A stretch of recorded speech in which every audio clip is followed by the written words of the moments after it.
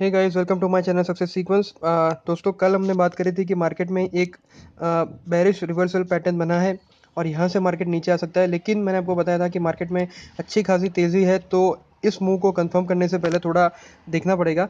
तो हालांकि मार्केट में न्यूज़ आ गई मिस्टर ट्रम्प के कारण, जो नेगेटिव सेंटिमेंट्स यूरोपियन मार्केट में बने हैं, उसके कारण आज मार्केट काफ़ी नीचे खुला। फॉरेन मार्केट तो काफ़ी डाउन थे, लेकिन अपने मार्केट में भी अच्छी खासी इम्पैक्ट देखने को मिली। आप देखें तो मार्केट इनिशियली जब नीचे आया था तो वो उसमें अच्छी खासी रिकवरी देखने को मिली थी। करीब 9488 के लेवल के आसपास मार्केट आ गया था। लेकिन अगर आपने मेरा ऑप्शन चेन वाला वीडियो देखा है, जिसमें मैंने आपको बताया हुआ है कि ऑप्शन चेन के डेटा को कैसे रीड करके आप मार्केट के सेंटिमेंट को प्रिडिक्ट कर सकते हैं, तो आपको समझ में आ जाता। हो क्या रहा था दोस्तों कि जिन्होंने कॉल शॉर्ट करे थे वो वापस कॉल परचेज कर रहे थे। तो अगर आपने देखा होगा तो ओपन इंटरेस्ट वाला जो कॉलम था वहाँ पे ओपन इंटरेस्ट घटता हुआ, चेंज इन ओपन इंटरेस्ट में नेगेटिव दिख रहा होगा। और प्राइजेज में अगर जिन्होंने कॉल शॉर्ट किया है और वो कॉल को वापस परचेज कर रहे हैं तो कॉल की प्राइजेस बढ़ी हुई दिखेगी। तो उससे क्या होता है, जब कॉल शॉर्ट किए हुए बंदे वापस कॉल परचेज करते हैं और उनकी पोजीशन जब मार्केट से जाती है तो अल्टीमेटली कॉल की प्राइजेस बढ़ती है, जो निफ्टी को सपोर्ट करती है ऊपर आने में। अगर आप पुट देखें तो जिन्होंने पुट शॉर्ट करे थे, जब कोई पुट शॉर्ट करता है तो उनका आउटलुक रहता है बेरिश, स्टेबल टू बेरिश।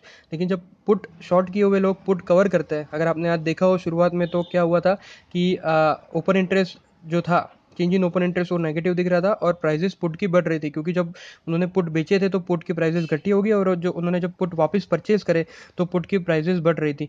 तो हो क्या रहा था, लेकिन चूंकि कॉल राइटिंग इतना अग्रेसिवली रिवर्स हो रहा था और पुट राइटिंग धीरे धीरे धीरे रिवर्स हो रहा था, तो उसके कारण मार्केट में एक अप मूव आया। फिर जैसे पुट शॉर्ट कवरिंग में तेजी आना चालू हुई, मार्केट नीचे आना चालू हो गया और फाइनली मार्केट नीचे आया। 3:25 के आसपास आईडीबीआई बैंक का फिर रिजल्ट आ गया, जिसमें 3,200 करोड़ के आसपास का लॉस डिक्लेयर किया। तो उसके कारण भी मार्केट में थोड़े बहुत सेंटिमेंटल सेलिंग आई होगी, ऐसा मैं एक्सपेक्ट कर रहा हूँ। हालांकि उससे इतना ज़्यादा फर्क नहीं पड़ता, लेकिन सेंटिमेंट तो ज़रूर बिगड़ते हैं। तो दोस्तों, ये तो हो गई आज की बात, और देखते हैं कि अब इसके बाद आगे क्या मार्केट में मूव रह सकता है। अगर आप मूविंग एवरेज को एनालाइज करें तो आप देखिए कि इतने बड़े डाउन मूव के बाद भी अभी भी बेरिश क्रॉसओवर बना नहीं है, जो एक अच्छी बात है। हालांकि आप देखें तो रेड लाइन नीचे आई है और ग्रीन लाइन ऊपर की तरफ जा रही है। अगर इसी लाइन को आप अगर आगे एक्सट्रैक्ट करते हैं, आगे बढ़ाते हैं, तो आपको लगेगा कि एक बेरिश क्रॉसओवर कल के दिन में बन सकता है। 13 दिन की एक्सपोनेंशियल मूविंग एवरेज नीचे की तरफ आ रही है, मतलब सपोर्ट नीचे की तरफ आ रहा है। 21 दिन की एवरेज ऊपर की तरफ जा रही है, उसमें कोई फर्क नहीं दिख रहा है, तो ये एक थोड़ा अपने को बुलिशनेस दिखाता है। मैकडी में अगर आप देखें तो मैंने आपको बताया था कि मैकडी में ये वाला जोन है, ये एक रेजिस्टेंस का काम कर सकता है। और अगर आज आपने देखा हो तो आज मार्केट नीचे आया है और उसमें अगर आपने देखा हो तो ये रेजिस्टेंस बिल्कुल आपको बराबर दिख रहा है कि रेजिस्टेंस होल्ड हुआ है। निफ्टी में भी बेरिश क्रॉसओवर बरकरार है। यहाँ पे अगर आप देखें तो एक एक सपोर्ट यहाँ पे अपने को थोड़ा बहुत दिख रहा है, हालांकि देखना पड़ेगा कि ये होल्ड करता है या नहीं करता है। आरएसआई की बात करें तो आरएसआई में मैंने बताया था कि ये लेवल एक रेजिस्टेंस का लेवल रह सकता है और यहाँ से मार्केट नीचे आ सकता है। और अगर आपने देखा हो तो मार्केट नीचे आ गया। हालांकि मैं भी बताऊँ तो मैं भी इतना श्योर नहीं था कि मार्केट इतना जल्दी नीचे आ जाएगा और इतना एग्रेसिवली नीचे आ गया, लेकिन मार्केट है, कौन प्रिडिक्ट कर सकता है, नीचे आ गया। लेकिन हम थोड़े कॉशियस थे, तो इसीलिए लॉन्ग पोजीशन इतनी नहीं बना रहे थे। अगर आज आपने देखा हो तो मार्केट नीचे आया है और आज जो मार्केट का लेवल है वो 60.29, मार्केट का लेवल मतलब आरएसआई के लेवल की मैं बात कर रहा हूँ। तो निफ्टी का आरएसआई का लेवल है 60.290। अगर आप देखें तो यहाँ से अगर आप देखें तो एक सपोर्ट अपने को थोड़ा बहुत दिखता है, तो यहाँ से प्राइसेस वापस ऊपर जा सकती है। तो ये तो हो गई एनालिसिस की बात। ऑप्शन चेन डेटा देखते हैं। 8,950 से 9,500 तक का मूव अपने को मिल सकता है, ये बता रही है ऑप्शन एक्टिविटी रेंज। कॉल में देखें तो शॉर्ट पोजीशन कवर हुई हैं और कोई फ्रेश पोजीशन बनती नहीं दिख रही है, लेकिन कॉल राइटिंग ज़रूर हुई है 9,400 से 9,500 के लेवल पे। पुट में देखें तो पुट में एक अजीब सी चीज़ मुझे देखने को मिल रही है कि सारे पोजीशन में शॉर्ट्स कवर हुए हैं, लेकिन दो जगह पे स्पेसिफिकली फ्रेश बेरिश पोजीशन बनती दिख रही है, वो है 8,950 और 9,250। तो दोस्तों, जब भी ऑप्शन एक्टिविटी रेंज में ऐसी कोई ऑड मूव आपको दिखता है तो हो सकता है कि वो जो बड़े प्लेयर्स हैं उनकी पोजीशन हो सकती है।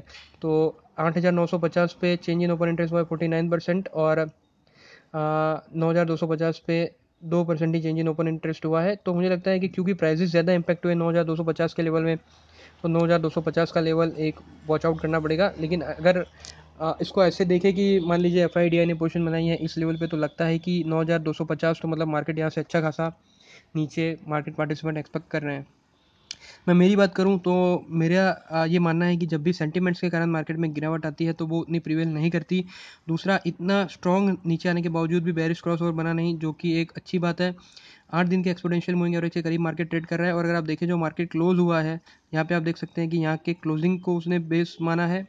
यहाँ से मार्केट जहाँ पे रिजेक्ट हुआ है, यहाँ पे एक सपोर्ट है, और एक यहाँ पे देखें आप तो यहाँ पे भी आपको एक सपोर्ट दिख रहा है। तो मार्केट ऑलमोस्ट कैंडलस्टिक का भी सपोर्ट के करीब हुआ है और 8 दिन के एक्सपोनेंशियल मूविंग एवरेज के सपोर्ट के करीब हुआ है। तो यहाँ से मुझे लगता है कि अगर मार्केट गिरता भी है तो 9397 जो है 13 दिन के एक्सपोनेंशियल मूविंग एवरेज, तो इतना लॉस लेके अगर आप 9450 के प्रॉफिट के लिए ट्रेड करना चाहे तो बुलिश पोजीशन बना सकते हैं। मेरे हिसाब से 8 दिन के एक्सपोनेंशियल मूविंग एवरेज में प्राइजेस रिवर्स होती है।